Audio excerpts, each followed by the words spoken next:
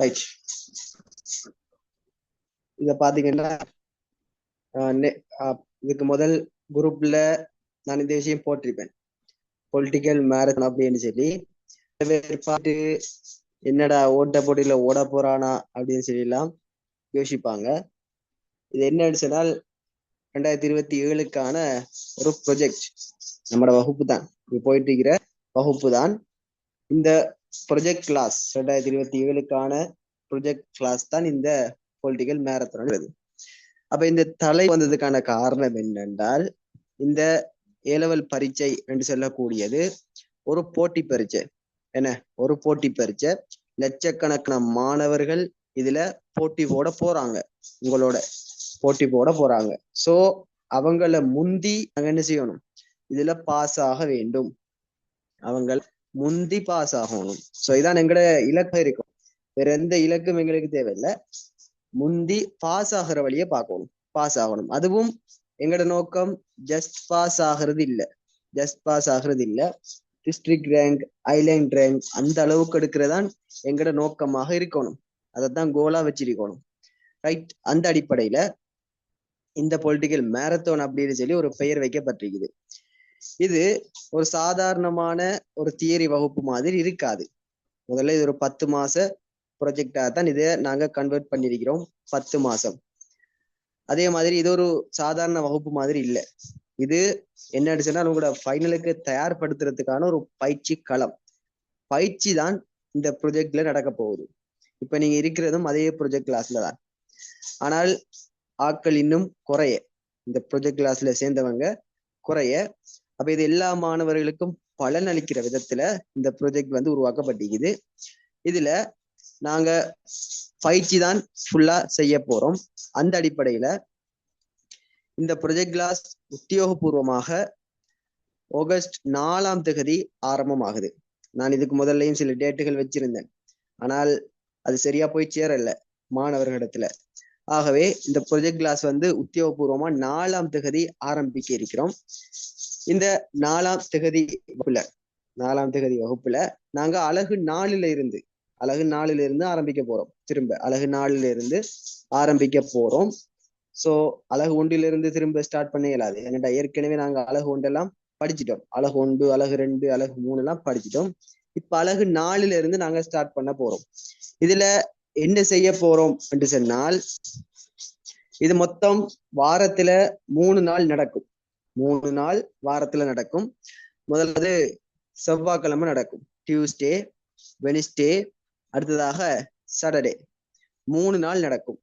3 நாள்ல டியூஸ்டே வந்து unit theory போகும். நம்ம இப்ப படிக்கிற மாதிரி அலகு 4 யூனிட் தியரி போகும், ஒவ்வொரு தியரியா பார்ப்போம். அதே மாதிரி வெனிஸ்டே தியரி தான் போகும்.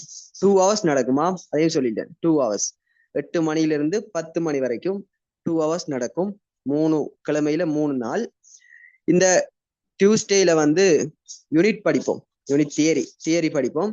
அதே மாதிரி வெனிஸ்டேலையும் தியரி படிப்போம். சாட்டர்டேல நாங்க ப்ராக்டிஸ் பண்ணுவோம். என்னத்தை ப்ராக்டிஸ் பண்ணுவோம் அப்படி சொன்னால், கேள்விய நாங்க செஞ்சு பார்க்க போறோம். இப்போ உங்களுக்கு தெரியும், ஸ்ட்ரக்சர் புக் உங்களுக்கு தரப்பட்டிருக்குது. ஸ்ட்ரக்சர் புக், அதுல கிட்டத்தட்ட 750 கேள்வி இருக்குது. என்ன, ஸ்ட்ரக்சர் புக்ல வந்து 750 கேள்வி இருக்குது.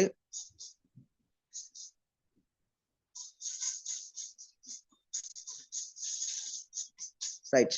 ஸ்ட்ரக்சர் புத்தகம் காட்டுறேன். அதுல உங்களுக்கு 750 கேள்வி இருக்குது. என்ன, ஸ்ட்ரக்சர் கேள்வி. இப்ப நாங்க எக்ஸாம்ல செய்ய போறது 20 ஸ்ட்ரக்சர் கேள்வி தான் செய்ய போறோம். ஆனால் இதுல உங்களுக்கு யூனிட் வைஸாக நான் உங்களுக்கு பிரிச்சு இந்த இதைத்தான் தெரிகிறேன், ஸ்ட்ரக்சர் புக்கை பிரிச்சு தான் தெரியுது ஒவ்வொரு யூனிட் வைஸா. அப்ப தரம் 12 வேறையாகவும் தரம் 13 வேறையாகவும் உங்களுக்கு பிரிச்சு தரப்பட்டிருக்குது. அதுவும் அறிஞர்களோட பெயர்கள், அவங்களோட நூல்களோட இப்படி உங்களுக்கு பிரிச்சு தரப்பட்டிருக்குது, கடும் இலகுவான வழியில விளங்கி கொள்ற வகையில. அதே மாதிரி ஒவ்வொரு யூனிட் வைஸாகவும் நாங்க இந்த ஸ்ட்ரக்சர் புக்கை வச்சிருக்கிறோம். அப்ப இதுவரைக்கும் நாங்க அலகு 3 ஸ்ட்ரக்சர் பார்த்திருக்கிறோம். ஏன்னா அலகு 3 ஸ்ட்ரக்சர் பார்த்திருக்கிறோம். நீங்க ஒவ்வொருத்தரும் தனித்தனியாக செஞ்சிருப்பீங்க. ஆனால் இப்போ நாங்க அப்படி செய்ய போறது இல்ல. இப்ப நாங்க செய்ய போறோம் என்ன ஸ்ட்ரக்சர் புத்தகம் நீங்க தான் செய்ய போறீங்க தனியா. ஏதாவது சந்தேகமான இல்லைன்றால் நோட்ஸ்ல இல்லாத கேள்விகள் அப்படி இருந்தால் நீங்க என்கிட்ட கேட்க இயலும். மற்றபடி நீங்க தான் நோட்ஸை பதிவு செய்ய போறீங்க, ரைட்? ஸ்ட்ரக்சர் புக் அப்ப கிட்டத்தட்ட பார்ட் 1ல தரம் 12ல 300 கேள்வி, தரம் 13லயும் ஒரு 300 கேள்வி, ரைட்? 338 கேள்வி. அதே மாதிரி தரம் 12ல 350 கேள்வி கிட்ட இருக்கும். ஆகவே மொத்தம் 750 கேள்விய நாங்க செய்ய போறோம். செஞ்சிருக்கிறீங்க நீங்க 750 கேள்வி. சோ இந்த 750 கேள்வியில இருந்து 20 ஸ்ட்ரக்சர் கேள்வி ஃபைனலுக்கு எப்படியும் கட்டாயம் வரும். அது உறுதியா சொல்ல இயலும். கடந்த கால சாதனைகள்ல சொல்றேன், உறுதியாக அந்த கேள்வி வரும். அதே மாதிரி எம்சிக்யூ பகுதியும் இருக்குது. என்ன எம்சிக்யூ பகுதியை நாங்க பாக்குறோம். வெயிட், அடுத்ததாக எம்சிக்யூ புக், இதுவும் உங்களுக்கு தரப்பட்டிருக்குது. தரம் 12க்குரிய புத்தகம், தரம் 12க்குரிய புக்கும் உங்களுக்கு தந்திருக்கிறேன். ஆகவே இதுல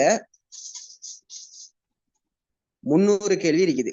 இதுலயும் 300 கேள்வி உங்களுக்கு தரப்பட்டிருக்குது பகுதி 1ல. இதுவும் பகுதி 1ல 300 கேள்வி. இப்போ பகுதி 2ல உங்களுக்கு கேள்வி அடிபடுது. கேள்வி வந்து டைப் பண்ணி இன்றையோட முடிஞ்சுது, நாளைக்கு உங்களுக்கு கிடைக்கும். அதுல உங்களுக்கு 450 கேள்வி கிட்ட இருக்கு. பகுதி 2ல 450 கேள்வி. சோ ஆக மொத்தம் எம்சிக்யூ 750 கேள்வி. எம்சிக்யூ 750. அப்போ இந்த எம்சிக்யூவை தான் நாங்க சனிக்கிழமை பிராக்டிஸ் பண்ண போறோம். இதுவும் உங்களுக்கு அழகு ரீதியாக யூனிட் வைஸாக தரப்பட்டிருக்குது. சோ உங்களுக்கு இதையும் நாங்க ஒவ்வொரு சனிக்கிழமையும் நாங்க செஞ்சு பார்ப்போம், ஒவ்வொரு யூனிட் வைஸா. இப்ப நாங்க அழகு நாள்ல தானே பார்க்க போறோம். ஆகவே செவ்வாயும் புதனும் அழகு நாளில் தியரி முடிஞ்ச பிறகு நாங்க அந்த செவ்வாயும் புதனும் முடிஞ்சு அதுக்கு அடுத்த வார சனிக்கிழமை நாங்க அழகு நாளில் என்ன செய்வோம், எம்சிக்யூ பகுதி செய்வோம். இந்த எம்சிக்யூ புத்தகமும் உங்களுக்கு யூனிட் வைஸா தான் அடிக்கப்பட்டிருக்குது. தரம் 12, தரம் 13 அப்படின்னு சொல்லி. தரம் 12ல உங்களுக்கு 300 சொச்சம் கேள்விகள் இருக்கும். 300 வகையான 300 கேள்வி கிட்ட இருக்கும், ரைட்? 301. அப்ப விடையோட தருவோம், விடையோடவே உங்களுக்கு இருக்குது. ஏன்னா அதே மாதிரி தரம் 13ம் உங்களுக்கு செய்யப்பட்டு இருக்குது. அதுவும் ஒரு 300 கேள்வி 350 கேள்வி கிட்ட இருக்கும். எம்சிக்யூ ஒரு 750 கிட்ட வந்துடும். அப்போ எம்சிக்யூ ஸ்ட்ரக்சர் ரெண்டும் சேர்த்து பாத்தீங்கன்னு சொன்னால், எம்சிக்யூ ஸ்ட்ரக்சர் ரெண்டும் சேர்த்து உங்களுக்கு 1500 கேள்வி வந்திருக்கும். ஏன்னா 1500 கேள்விகள் உங்களுக்கு இப்போ கையில இருக்கும். எம்சிக்யூ எல்லாம் மொத்தமா தந்ததுக்கு பிறகு சரி 1500 டோட்டல் 1500 கொஸ்டின். அப்ப இந்த 1500 கேள்வியில இருந்து ஃபைனலுக்கு உங்களுக்கு ஒரு 50 கேள்வி செய்ய இயலாதா? செய்ய இயலும். இந்த 1500 கேள்வியில இருந்து ஃபைனலுக்கு உங்களுக்கு 50 கேள்வி செய்ய இயலும். இந்த நான் தார இந்த 750 எம்சிக்யூல இருந்து ஃபைனலுக்கு 30 எம்சிக்யூ கட்டாயம் வரும். 30 எம்சிக்யூ கட்டாயம் வரும், உறுதியா சொல்ல இயலும். அதே மாதிரி இந்த எம்சிக்யூ எல்லாம் நான் ஏனோ தானோ சொல்லி எடுத்ததும் இல்லை. இந்த எம்சிக்யூ எல்லாம் எடுக்கப்பட்டது எப்படின்னு சொன்னால், ஃபைனல்ல அதி கூடுதலாக வந்திருக்கக்கூடிய கூற்றுகள், ரைட்? அதே மாதிரி பாஸ் பேப்பர், பழைய பாஸ் பேப்பர்கள்ல இருந்து எல்லாம் தொகுத்து உங்களுக்கு எடுக்கப்பட்ட கேள்விகள் தான் இந்த 750 எம்சிக்யூ. டோட்டலா 750 எம்சிக்யூ வரும். 1000 எம்சிக்யூன்னு சொன்னேன். ஆனால் 750 எம்சிக்யூவை தாண்டி எம்சிக்யூ எடுக்க இயலாது. அப்ப எல்லாத்தையும் எடுத்தாச்சு, எல்லா எம்சிக்யூ எடுத்து உங்களுக்கு தரப்பட்டிருக்குது, தரவா. ஆகவே இந்த 750 எம்சிக்யூவையும் ஒரு புள்ள செஞ்சு முடிப்பாளா இருந்தா ஃபைனலுக்கு அந்த 30 எம்சிக்யூவை அவ ஈஸியா செஞ்சு கொள்ளையிலும். அந்த பிள்ளையால 30 எம்சிக்யூவை அழகா செஞ்சு கொள்ளையிலும். அதே மாதிரி 750 ஸ்ட்ரக்சர், அந்த ஸ்ட்ரக்சர் புத்தகத்துல இருக்கிற ஒரு ஸ்ட்ரக்சர் கேள்வியை கூட விடாம அந்த புள்ள செய்வாளா இருந்தா அவக்கும் என்ன செய்யலும், அந்த 20 ஸ்ட்ரக்சரை அழகா ஃபைனலுக்கு வரக்கூடிய 20 ஸ்ட்ரக்சரையும் அழகா செய்யலும். இந்த 750ல இருந்து கிட்டத்தட்ட ஒரு 16-17 ஸ்ட்ரக்சராவது ஃபைனலுக்கு வரும். அதையும் உறுதியா சொல்லலும் என்னால. அப்போ டோட்டலா 1500 கொஸ்டின் உங்களுக்கு தரப்போறோம், கேள்விகள் தரப்போறோம் இந்த எண்ட் ஆஃப் ப்ராஜெக்ட்ல. அதாவது இந்த ப்ராஜெக்ட் 10 மாச ப்ராஜெக்ட்.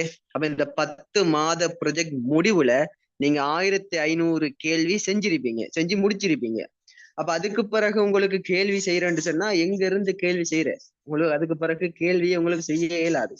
ஏன்னா எந்த கேள்வியை தொட்டாலும் நான் தந்த கேள்வியா தான் இருக்கு. ரைட்? உறுதியா சொல்ல இயலும், பெருமைக்காக சொல்லல, உறுதியாக சொல்ல இயலும் என்னால அடிச்சு. சோ எண்ட் ஆஃப் ப்ரொஜெக்ட்ல நீங்க 1500 கேள்வி செஞ்சிருப்பீங்க.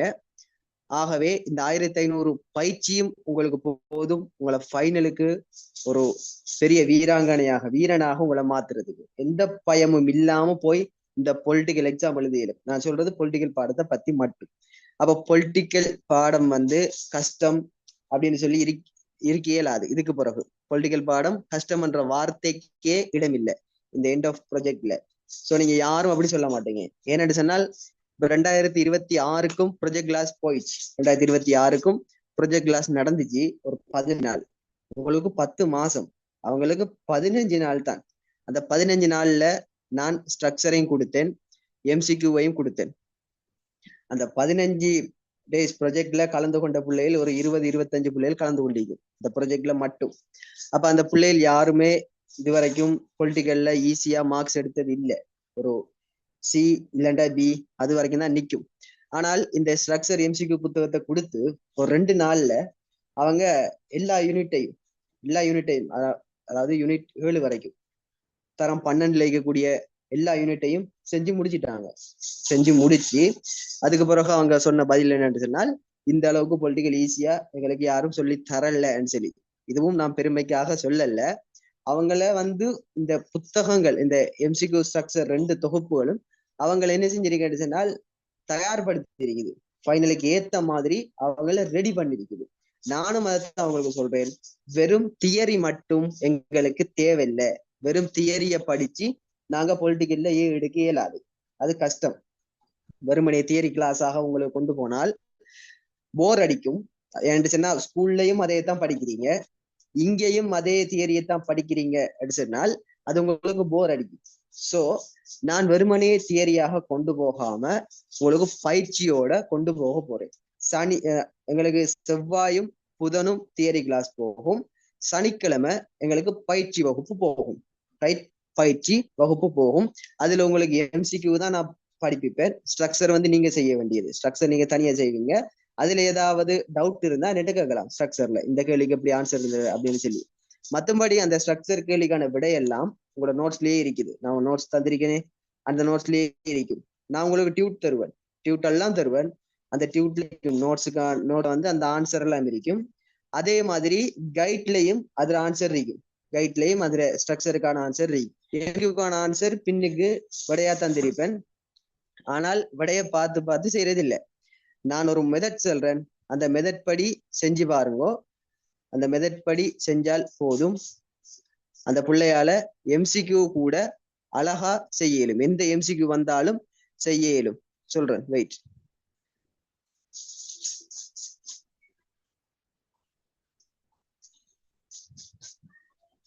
நான் யூனிட் 4ல தலைப்பு முடிப்போம் தான் வந்தேன். பட் இதை கட்டாயம் சொல்லி ஆகணும்.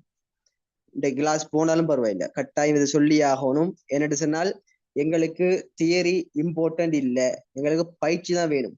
பயிற்சியும் முயற்சியும் தான் வெற்றிக்கு வழி. ரைட்? இப்ப நீங்க ஒரு எம்சிக்யூ கேள்வி செய்ய போறீங்கன்னு பார்ப்போம். ஃபர்ஸ்ட் எம்சிக்யூ, முதலாவது எம்சிக்யூ கேள்வி செய்ய போறீங்க என்று சொன்னால், அரசியலை கற்கும் பாடம் அழைக்கப்படுவதானது. அப்ப உங்களுக்கு பக்கத்திலேயே நான் சரியான கூற்றா பிழையான கூற்றா என்றத உங்களுக்கு பக்கத்திலேயே தந்திருப்பேன். பக்கத்திலே இருக்கும், அழகா பார்க்கலாம் சரியான கூற்றா பிழையான கூற்றா அப்படின்னு சொல்லி. அப்ப இந்த இடத்துல அரசியல் என்பதாகும் அப்படின்னு வந்திருக்கு முதலாவது கூற்று. அரசியலை கற்கும் பாடம் அழைக்கப்படுவது அரசியல் என்பதாகும். இந்த கூற்று பிழை. என அரசியலை கற்கக்கூடிய பாடம் அரசியல் என்பது ஆகும் அப்படின்றது பிழை. ரைட்? அடுத்தது அரசியல் விஞ்ஞானம் ஆகும். அந்த கூற்று சரி. இப்படி மார்க் பண்ணணும் பக்கத்துல. ரைட்? இந்த இடத்துல மார்க் பண்ணணும். சும்மா ஆன்சரை இப்படி 2வது ஆன்சர் அப்படின்னு போடுறது இல்லை. அது எம்சிக்யூ செய்யற மெத்தட் இல்லை. எம்சிக்யூ செய்யற மெத்தட் இது. ஒப்பீட்டு விஞ்ஞானம் ஆகும், பிழை. என அப்படி நாங்க சொல்றதும் இல்லை. நடத்தை விஞ்ஞானம் ஆகும், பிழை. அந்த வார்த்தையை நாங்க பயன்படுத்துறது இல்லை. மெய்யியல் விஞ்ஞானம், அதுவும் பிழை. ஆகவே அரசியல் கற்கும் பாடம் அழைக்கப்படுவது அரசியல் விஞ்ஞானம். இப்படி எம்சிக்யூ செய்யணும். அதே மாதிரி இன்னொரு மெத்தட் பாருங்க, 2 மெத்தட் சொல்லித்தார், 2 மெத்தட்லயே செய்யணும். அரசியல் என்ற பதம் சரியான கூற்று, இதுவும் சரியான கூற்று. பக்கத்திலேயே உங்களுக்கு கூற்றுகள் தரப்பட்டிருக்குது, சரியான கூற்றா பிழையான கூற்றா அப்படின்னு சொல்லி. அப்ப முதலாவது எம்சிக்யூ வாசிக்கிறோம். கூற்ற முதலாவது மக்கியவள்ளியால் பயன்படுத்தப்பட்டது. அப்ப இந்த இடத்துல நாங்க என்ன செய்யணும் சொன்னால், ஒரு ஹைலைட்டர் வச்சு கொள்ளணும்.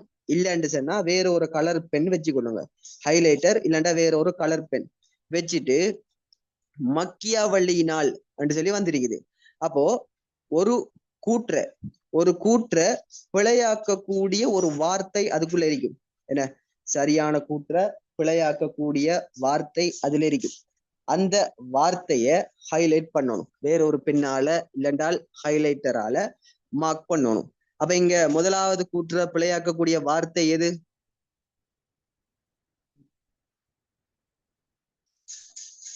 முதலாவது கூற்ற பிழையாக்கக்கூடிய வார்த்தை எது? யாராவது ஒரு ஆள்?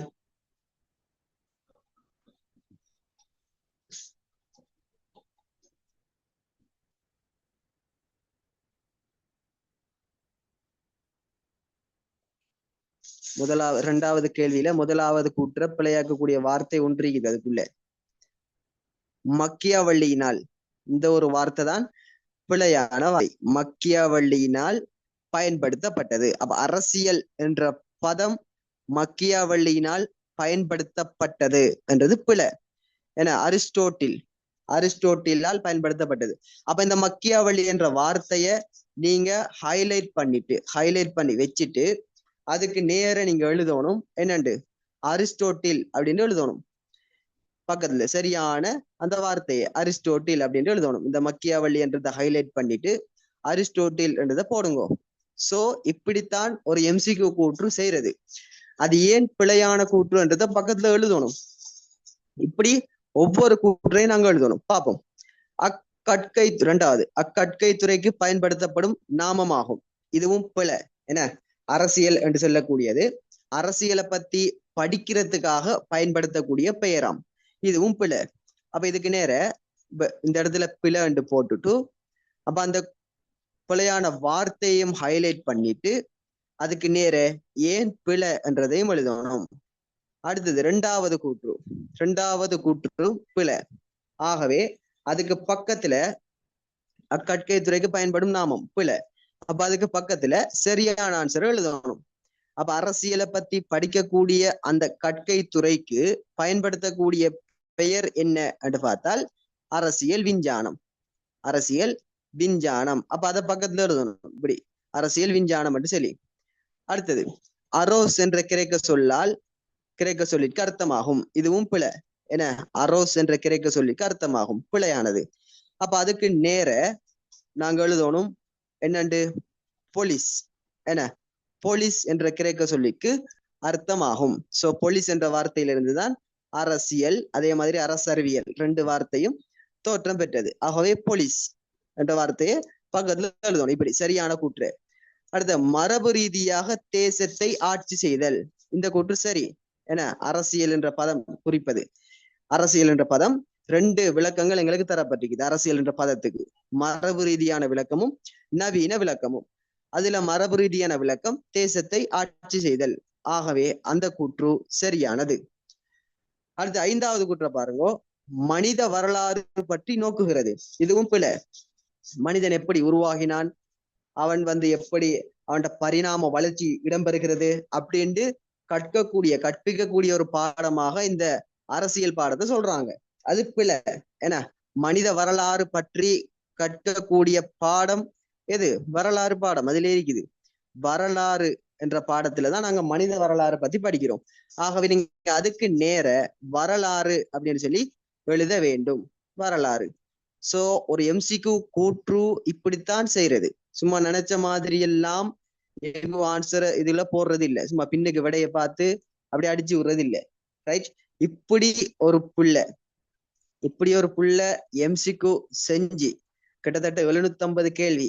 ஏன்னா 750 கேள்வியையும் இந்த ஒரு மெதட்ல அந்த புள்ள செஞ்சு முடிக்குமா இருந்தால் ஃபைனல்ல அந்த புள்ள 30 எம்சிக்யூவையும் சரியா செய்யும். 30 எம்சிக்யூவையும் சரியா செய்யும். அதை தடுக்கிற யாரும் இருக்க இயலாது, அது இறைவனை தவிர. ரைட், இறைவன் நாடினா மட்டும் அவட ரிசல்ட்ல பாதிப்பு செலுத்துமே தவிர மற்றும்படி அவள் அந்த ஃபுல் மார்க்ஸ்ல யாரும் தாக்கம் செலுத்த முடியாது. ஸோ அந்த அளவுக்கு புள்ள டேலண்ட் ஆயிரும், அந்த அளவுக்கு பயிற்சி எடுக்கும். லாஸ்டா எண்ட் ஆஃப் த ப்ரொஜெக்ட் 1500% அப்படின்னு சொன்னால் அந்த புள்ள யார் தடுக்க இயலும்? ஒண்ணுமே செய்ய இயலாது. ஸோ இந்த மெதட் நீங்க 750 எம்சிக்யூவையும் சரியா செஞ்சு முடிக்கணும். இந்த எம்சிக்யூ எதுவுமே ஏனோ தானோண்டு எடுக்கப்பட்டது இல்ல. இந்த எம்சிக்யூ எல்லாம் முறையாக ஆய்வு செஞ்சு ஃபைனல்ல என்ன எம்சிக்யூ வரும் என்றத, ஃபைனல்ல எப்படியான கூற்றுகள் போடுவாங்க என்றத ஆய்வு செஞ்சு பாஸ் பேப்பர்ல இருந்து கிட்டத்தட்ட ஒரு 15-16 வருஷ பாஸ் பேப்பர்ல இருந்தும் இந்த எல்லா எம்சிக்யூவும் எடுக்கப்பட்டது. சோ கவனம், பயிற்சி இருந்தா தான் எங்களுக்கு இதுல ஏ கிடைக்கும். பொலிட்டிக்கல் பாடத்தை பொறுத்த வரைக்கும் பயிற்சி இருந்தா தான் ஏ உறுதியா கிடைக்கும். எங்களுக்கு ஏ தான் வேணும். பொலிட்டிக்கல் பாடம் நான் நீங்க இதுவரைக்கும் எஸ் எடுத்திருக்கலாம், சி எடுத்திருக்கலாம், இல்ல டபிள்யூவாவது எடுத்திருக்கலாம். அதை பத்தி இனிமே கவலை இல்லை. இண்டையில இருந்து உங்களோட ப்ரொஜெக்ட் கிளாஸ ஸ்டார்ட் பண்ணுவோம். உங்களோட ப்ரொஜெக்ட் கிளாஸை நீங்க ஸ்டார்ட் பண்ணுவோம். நான் உத்தியோகபூர்வமாக 4ஆம் தேதி தொடங்குவேன். ஆகவே இன்றில இருந்து ஒரு முடிவு எடுக்கணும். நீங்க இந்த ஏ தொடாம நான் இந்த பொலிட்டிக்கல் பாடத்தை படிக்கிறதா இல்ல, ஏ தொடாம. ரைட், ஏதான் எனக்கு டார்கெட், ஏய வச்சுதான் நீங்க எப்ப பொலிட்டிக்கல் பாடத்தை படிக்கணும். இந்த ஒரு மெதட் படிச்சாலே போதும், வேற எதுவும் தேவையில்லை. நீங்களும் வீக்லி 3 days இந்த பொலிட்டிக்கல் பாடத்துக்கு ஒதுக்கணும். நீங்க 3 பாடம் தானே படிப்பீங்க, 3 பாடம் தொடர்ச்சியா படிக்கணும். வேணா 3 பாடம். ஆகவே பொலிட்டிக்கல் மட்டும் நீங்க முக்கியத்துவம் கொடுக்க இயலாது, 3 பாடத்தையும் சரியா படிக்கணும். ஆகவே ஒரு கிழமையில 3 நாள் இந்த பொலிட்டிக்கல் பாடத்துக்கு நீங்க கொடுக்கணும். இது மாதிரி அந்த டியூஸ்டே, வெனிஸ்டே, சாட்டர்டே ஃபுல்லா, இந்த 3 நாளும் ஃபுல்லா பொலிட்டிக்கல் பாடத்தை கொடுங்க. மத்த நாள் ஃபுல்லா நீங்க மத்த பாடங்களுக்கு கொடுக்கலாம். ரைட், அப்ப இதுக்கான ஃபீஸ் பார்த்தோம்னு சொன்னால் நான் வளமையா வாங்குற மாதிரி தான். ஏன்னா டோட்டல் ஒரு மாசத்துல 12 கிளாஸ் நடக்கும். வீக்லி 3 கிளாஸ் என்று சொன்னால் 4 weeks 12 கிளாஸ் நடக்கும். 12 கிளாஸுக்குமே டோட்டல் ஃபீஸ் 1000 மட்டும்தான். ரைட், 1000 மட்டும்தான். அதை விட கூடுதலாக வாங்க மாட்டேன். அந்த 1000 ரூபாய்க்குள்ளான் உங்களுக்கு அந்த எம்சிக்யூ தொகுப்பு தருவேன், ஸ்ட்ரக்சர் தொகுப்பும் தருவேன். அதே மாதிரி இப்ப புதுசா வரப்போறாங்களுக்கு சொல்றேன், புதுசா இந்த இதை பாக்குறாங்களுக்கு வரப்போறாங்களுக்கு சொல்றேன், அந்த 1000 ரூபாய்க்குள்ளதான் உங்களுக்கான எம்சிக்யூ தொகுப்பு கிடைக்கும், ஸ்ட்ரக்சர் தொகுப்பும் கிடைக்கும். அதே மாதிரி நீங்க விடுபட்ட கிளாஸுக்கு ரெக்கார்டிங்கும் உங்களுக்கு கிடைக்கும், விடுபட்ட கிளாஸுக்கு கிடைக்கும். ஸோ டைம் பிரச்சனைன்றதுனால கவலைப்பட தேவையில்லை. நான் புதுசா வரப்போறாங்களுக்கு சொல்றேன், டைம் பிரச்சனைன்றதுனால நீங்க கவலைப்பட தேவையில்லை. நீங்க என்ன செய்யலாம் சொன்னால் ரெக்கார்டிங் பெற்றுக்கொள்ள இயலும். ரைட், ஆகவே இந்த ப்ரொஜெக்ட் கிளாஸ் ஏன் இவ்வளவு அவசரமா போட்ட அப்படின்னு சொன்னால், இனி உங்களுக்கு காலம் இல்லை, இனி காலம் இல்லை. 2026 இந்த வார 10ஆம் தேதியோட போயிடுவாங்க. வார 10ஆம் தேதியோட அவங்க கலாஸ், அவங்களோட கதை க்ளோஸ். சோ இனி நீங்க தான் ஆட்கள். 2027 தான் இனி அடுத்த ஓருக்கு ரெடி ஆகக்கூடிய ஆட்கள், அடுத்த ஒரு யுத்தத்துக்கு ரெடி ஆகக்கூடிய ஆட்கள். ஆகவே உங்களை யுத்தத்துக்கு தயார்படுத்தணும் என்று சொன்னால் இந்த களம் உங்களுக்கு கட்டாயம் தேவை, களம் தேவை. இதுக்கு முதல் அழகு 3 படிக்கிற நேரத்துல, அழகு 1, 2, 3 எல்லாம் படிக்கிற நேரத்துல கொஞ்சம் பேர் இருந்தாங்க. ஏன்னா இதையும் கொஞ்சம் இதை விட கொஞ்சம் கூடுதலான பிள்ளைகள் இருந்தாங்க. ஆனால் அவங்களுக்கு அதுல அவசியம் வழங்கல்ல. இப்ப அவங்க இல்ல, ரிமூவ் ஆயிட்டாங்க, கிளாஸை விட்டு வேற ஒரு கிளாஸுக்கு போறாங்களாம். நான் அவங்களை எதுவுமே சொல்லல. அவங்களுக்கும் சேர்த்து சொல்ல வேண்டிய ஒரு விஷயம், அவங்களுக்கு இதில் அவசியம் உணரல, இதில் அவசியத்தை அவர்கள் உணரவில்லை. சோ 2027 இனி பயிற்சி எடுக்கக்கூடிய ஆட்கள். இனி தியரியை மட்டும் வச்சு கொண்டு நாங்க ஒண்ணுமே செய்ய இயலாது, பயிற்சி மட்டும்தான் தேவை. சோ இந்த 1500 கேள்வியும் உங்களை ஃபைனலுக்கு பெருசா உங்களை தயார்படுத்தும். சோ இனி கவலைப்பட தேவையில்லை. நான் பொலிட்டிக்கல் இது வரைக்கும் தொடவே இல்லை, தொட்டு பார்க்கவே இல்லை, அதுக்குள்ள என்ன இருக்கின்றே தெரியாது. சோ நீங்க அதை பத்தி கவலைப்பட தேவையில்லை. இப்ப நீங்க இந்த கேள்வியை எப்படி செய்யணும்னு சொன்னால், ஒவ்வொரு யூனிட் படிச்சு முடிய செய்யணும். ஒவ்வொரு யூனிட் படிச்சு முடிய. இன்றைக்கு வந்து நான் யூனிட் 1 ஃபுல்லா படிச்சு முடிக்கிறேன் என்று சொன்னால் யூனிட் 1 ஃபுல்லா படிச்சு முடிக்கிறேன் என்று சொன்னால் நாளைக்கு நான் என்ன செய்வேன் என்று சொன்னால் அந்த யூனிட் 1ல இருந்து நான் தந்திருக்கக்கூடிய அந்த MCQ கேள்வியை நீங்க ஃபுல்லா செய்யணும். நீங்க யாரும் பாஸ் பேப்பர் வாங்க தேவையில்லை. பாஸ் பேப்பர் யாரும் வாங்க தேவையில்லை. அந்த பாஸ் பேப்பர் கேள்வி எல்லாம் அதுக்குள்ள உள்ளடக்கித்தான் இருக்கிறது. பாஸ் பேப்பர் கேள்வி, முதல் கேள்வி, நான் எடுத்த கேள்வி எல்லாமே அதுக்குள்ளதான் இருக்குது. சோ யாரும் பாஸ் பேப்பர் இனிமே வாங்க தேவையில்லை. வாங்கினாக்கள் பரவாயில்ல. பாஸ் பேப்பர் இனி வாங்கணும் அப்படின்னு இருக்கிறார்கள், அந்த எண்ணத்தை கைவிட்டுருங்கோ. பாஸ் பேப்பர் இனி வாங்க தேவையில்லை. சோ நான் உங்களை பாஸ் பேப்பரை யூனிட் வைஸா உங்களுக்கு தந்திருக்கிறேன். பாஸ் பேப்பர் நீங்க தேடி அலைஞ்சி இந்த யூனிட்ல இருந்து என்னென்ன கேள்வி வந்திருக்குது அப்படின்ட்டு ஒவ்வொரு வருஷமா பிரட்டி பார்க்க வேண்டிய அவசியம் இல்லை. அது உங்களுக்கு லேசா தரப்பட்டிருக்குது யூனிட் வைஸா. ஆகவே இன்றைக்கு நான் அந்த முதலாவது யூனிட் படிச்சு முடிஞ்சா நாளைக்கு MCQ இருக்குதே, இது தொடர்பா நான் தந்திருக்கக்கூடிய புக்ல இது தொடர்பா வந்திருக்கக்கூடிய MCQ யூனிட் 1ல இருக்கக்கூடிய MCQ அவ்வளவுத்தையும் செஞ்சு பார்க்கறது. இப்ப இதுல ஒரு யூனிட்ல குறைஞ்சது ஒரு 20-30 MCQல இருந்து கூடின 9 MCQ வரைக்கும் இதுல இருக்கும். இந்த MCQ புக்ல குறைஞ்சது ஒரு 20-25 MCQ இருக்கும் ஒரு யூனிட்ல மட்டும். கூடினது ஒரு 50 MCQ இருக்கும். 50. அதே மாதிரி சில அந்த உங்களுக்கு தரப்போற அந்த செகண்ட் பார்ட்ல 1978ஆம் ஆண்டு யாப்ல பாத்தீங்கன்னு சொன்னால் அதுல 100 MCQ கிட்ட இருக்குது. 100 MCQ அந்த ஒரு யூனிட்ல மட்டும் 100 MCQ. அதே மாதிரி உங்களோட ஃபைனல் பேப்பருக்கு ஏத்த மாதிரி தான் கட்டமைக்கப்பட்டிருக்குது. அந்த லாஸ்டா பாக்ஸ் கேள்வி தருவாங்களே ஃபைனல் பேப்பர்ல லாஸ்டா பாக்ஸ் கேள்வி, அந்த பாக்ஸ் கேள்வியில 1978 1972 ரெண்டையும் வச்சுதான் கேட்பாங்க அந்த ஃபைனல் பாக்ஸ் கேள்வியில. சோ அதை அடிப்படையா வச்சு உங்களுக்கு அந்த 78ஆம் ஆண்டு யாப்பில் அந்த கேள்வி தரப்பட்டிருக்குது ஒரு பாக்ஸ் கேள்வியாக. அந்த கேள்வியில இருந்தும் ஃபைனலுக்கு கேள்வி எடுப்பாங்க, அதுல மாற்று கருத்து இல்லை. ஆகவே உங்களை ஃபைனலுக்கு ஃபுல்லா தயார்படுத்துவோம். சரி, அதை பத்தி கவலைப்பட தேவையில்லை. ஆகவே ஃபர்ஸ்ட் இந்த யூனிட்டை படிச்சு முடிச்சதுக்கு பிறகு அந்த யூனிட் சம்பந்தமா வந்திருக்கக்கூடிய MCQ கேள்வியை செஞ்சு பார்க்கறது. அதே மாதிரி அதே நாள் அடுத்ததாக ஸ்ட்ரக்சர் கேள்வியையும் செஞ்சு பார்க்கறது. அந்த யூனிட் சம்பந்தமா வந்திருக்கக்கூடிய ஸ்ட்ரக்சர் கேள்வியை செஞ்சு பார்க்கறது. இப்படி ஒரு வீக்குக்கு ஒரு பாடம் ஒரு யூனிட் நீங்க கொடுத்தா போதும். ஒரு வீக்குக்கு ஒரு யூனிட் படி நீங்க முடிச்சால் போதும். இப்ப நீங்க நான் சொல்லல ஒரு மாசத்துக்கு ஃபுல் யூனிட்டை முடிங்க அப்படின்னு உங்களை கஷ்டப்படுத்தல. இது கஷ்டப்படுத்துறது இல்லை, இது சும்மா விளையாட்டு மாதிரி செஞ்சுட்டு போயிடலாம், கேம் மாதிரி. இன்னைக்கு படிச்சு முடிச்சுட்டோம், நாளைக்கு அது சம்பந்தமா வந்திருக்கக்கூடிய MCQ கேள்வி, அதே மாதிரி நாளை அன்னைக்கு அது சம்பந்தமா வந்திருக்கக்கூடிய ஸ்ட்ரக்சர் கேள்வியை ஃபுல்லா செஞ்சு பாக்குறது. ரைட், நாளை அன்னைக்கு இல்லாட்டியும் அந்த MCQ கேள்வி எப்ப செய்றீங்களோ அதே நாள் ஸ்ட்ரக்சர் கேள்வியும் செஞ்சு பாருங்க. அதே மாதிரி அதுக்கு அடுத்த நாள் எஸ்ஏ செஞ்சு பாருங்க. எஸ்ஏக்கும் நான் ஒரு தொகுப்பு ரெடி பண்ண போறேன். சோ அதுக்கும் உங்களுக்கு பிறகு நான் அதையும் தருவேன். ஆகவே எஸ்ஏ அதையும் சும்மா எழுதி பாருங்க. ஒரு கேள்வியை எடுத்து அந்த யூனிட் சம்பந்தமா வந்திருக்கக்கூடிய கேள்வி எடுத்து எழுதி பாக்குறது. இப்படி ஒரு வீக்குக்கு ஒரு யூனிட் நீங்க கொடுத்தா போதும். 15 வீக், கிட்டத்தட்ட 4 மாசம். 4 மாசத்துல 15 வீக் அடிஷனல். இப்ப 4 வீக் வந்து ஒரு மாசம் அடிஷனல். ஒரு 3 மாசத்துல 3 மாசம் இல்லைன்னா ஒரு 4 மாசத்துல பொலிட்டிக்கல்ல ஃபுல் கிளியர் ஆயிடுவீங்க. இனி உங்களை யாரும் தடுக்கவே இயலாது. ஒரு A+ எடுக்கிறது யாரும் தடுக்க இயலாது. இது விளையாட்டுக்கு சொல்லல, சீரியஸா இதை சொல்றேன். ரைட்.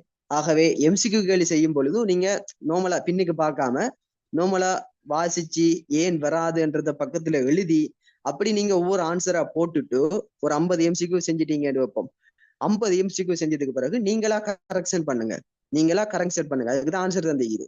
நீங்களா கரெக்ஷன் பண்ணி ஒவ்வொரு MCQவாக கரெக்ஷன் பண்ணுங்க. கரெக்ஷன் பண்ணி 50க்கு 50 எடுத்தால் அந்த மார்க்ஸை நீங்க அதுல போடுங்க, முன்னுக்கே போடுங்க. 50க்கு 50 இந்த வீட்டுல எவ்வளவு மார்க்ஸ் எடுத்திருக்கிறேன் அப்படின்னு சொல்லி அந்த 50க்கு 50 அப்படின்னு சொல்லி அப்படி போட்டு வைங்க. ஒவ்வொரு யூனிட் வைஸாக நீங்க செஞ்சு பார்த்துட்டு பிறகு கரெக்ஷன் பண்ணி எடுங்க. ஒரு விளையாட்டு மாதிரி, கேம் மாதிரி இந்த பாடத்தை கொண்டு போங்க. சும்மா ஏனோ தானோன்னு சொல்லி கொண்டு போகாம ஒவ்வொரு யூனிட் முடிய அது சம்பந்தமா வந்திருக்கக்கூடிய அந்த ஒவ்வொரு யூனிட் வைஸா MCQ ஸ்ட்ரக்சர் செஞ்சு பார்த்தீங்க என்றால் போதும். வேற எதுவுமே உங்களுக்கு தேவையில்லை. இனி உங்களுக்கு ஃபுல்லா பயிற்சி மட்டும்தான். ரைட். அவை சொல்ல வேண்டியதை சொல்லிட்டேன். இதுக்கு பிறகு நாங்க கிளாஸ் ஸ்டார்ட் பண்ணுவோம். அழகு 4 சமஷ்டி அரசியல் அமைப்பு. ரைட். இது ஏன் இப்ப நான் இந்த இடத்துல சொன்னேன்னு சொன்னால், இந்த ரெக்கார்டிங் வந்து நிறைய இடத்துக்கு போகும், நிறைய பிள்ளைகளுக்கு போகும். யூடியூப்லயும் இந்த குறிப்பிட்ட பகுதியை மட்டும் நான் இப்ப போடத்தான் இருந்தேன். அதுக்காகத்தான் இந்த விளக்கம் எல்லாம் உங்கள்ட்ட சொன்னது. ஏனென்றால் இப்ப நிறைய பேர் ஆட்கள் எடுக்கணும். இந்த போஸ்டரை வந்து நான் போட்டு விடுறேன் குரூப்ல. அப்ப அதை வந்து நீங்க எல்லாருக்கும் ஷேர் பண்ணணும். 2027 பெட்ச் பிள்ளைகளுக்கு வந்து இனி தியரி சரி வராது. இனி பயிற்சியோட கலந்த தியரி தான் இனி அவங்களுக்கு தேவை. அப்ப 2027 பிள்ளைகள் எடுக்கிறதுக்காகத்தான் இந்த ஒரு முயற்சி. பார்ப்போம் 4ஆம் தேதி எத்தனை பேர் வாராங்க அப்படின்னு சொல்லி. ரைட், இப்ப நாங்க எங்கட பாடத்துக்குள்ள போவோம். அழகு 4. நாங்க இதுக்கு முதல் சமஷ்டி பத்தி பார்த்திருந்தோம். சமஷ்டியை பார்த்திருந்தோம். இன்றைக்கு சமஷ்டியிட மீதி பகுதியை பார்ப்போம்.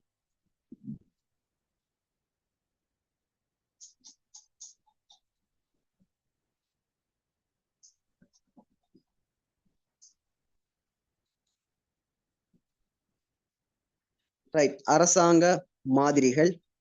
இதுல நாங்க ஒற்றையாட்சி பார்த்து முடிச்சிட்டோம். சமஷ்டியில ஒரு சில பண்புகள் பார்த்திருந்தோம்னு நினைக்கிறேன். அதுல 3வது பண்பு பார்க்கணும்னு நினைக்கிறேன். 3வது பண்பு. ரைட், ஈரங்க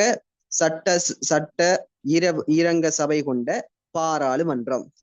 இது என்ன சொல்லுது என்று சொன்னால், ஒரு சமஷ்டி நாட்டில் இருக்கக்கூடிய சட்டமன்றம், ஒரு சமஷ்டி நாட்டில் இருக்கக்கூடிய சட்டமன்றம் 2 வகையான சட்ட சபைகளை கொண்டிருக்க வேண்டுமா. பொதுவா ஒரு சட்டமன்றம் வந்து 2 வகையில இருக்கும். அந்த சட்டமன்றத்துக்குள்ள 2 சபைகள் இருக்கும். ஒன்று ஓரங்க மன்றம், ஒரு சபை இருக்கும், ஒரே ஒரு சபை மட்டும் இருக்கும். அடுத்தது ஈரங்க மன்றம், 2 சபைகள் இருக்கும், 2 சபைகள். ஆகவே ஒரு சட்டமன்றத்துல ஓரங்க மன்றம் என்று சொல்லியும் ஈரங்க மன்றம் என்று சொல்லியும் ஒரு மன்றம் அல்லது 2 மன்றம் காணப்படும். ஒற்றையாட்சி நாடுகளை பொறுத்த வரைக்கும் அந்த சட்டமன்றம் வந்து ஓரங்க சபையாகவும் இருக்கலாம், ஒரு மன்றமாகவும் இருக்கலாம், 2 மன்றமாகவும் இருக்கலாம். ரைட், ஏன்னு சொன்னா அங்க மத்திய அரசின் அதிகாரம் மட்டும்தான் இருக்குது. மத்திய அரசினுடைய அதிகாரம் மட்டும்தான் அங்க காணப்படுது. மத்திய அரசு கிட்டதான் சகல அதிகாரங்களும் குவிக்கப்பட்டிருக்குது.